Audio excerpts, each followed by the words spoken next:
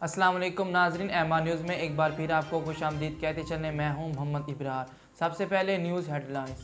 General Nadeem रज़ा ने कहा कि तालीम सेहतमंद माशरे की तश्कील में अहम किरदार अदा करती है।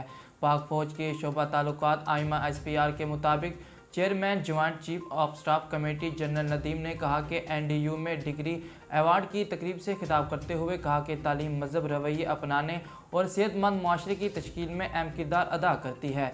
ISPR का कहना है कि जनरल नदीम रज़ा ने नुमाया कारकर्दगी का मुजाहरा करने वालों में मेडल और सर्टिफिकेट तकसीम की और शुरा की लगन और अज़्म की तारीफ़ की।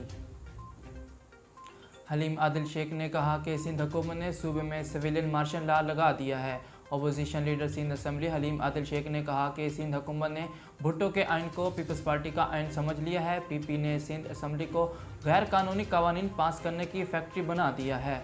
उन्होंने कहा कि सिंध हुकूमत फेडरेशन और सुप्रीम कोर्ट से जंग करना चाहती है। सिंध हुकूमत ने सूबे में सिविलियन मार्शल लॉ लगा दिया।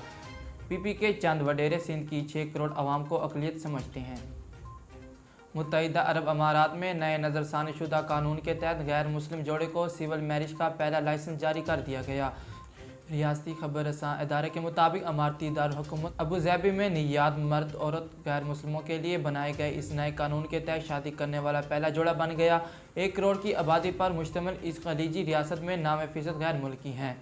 रिपोर्ट के मुताबिक हुकूमत अबूज़ैबी को दुनिया भर के काबिल और माहिर तरीन अफराद के लिए दुनिया का सैर फहरिस्त मकाम बनाना चाहती है और इसी विजन को मद्देनज़र रखते हुए रियासती कवानीन में तब्दीलियाँ की जा रही हैं।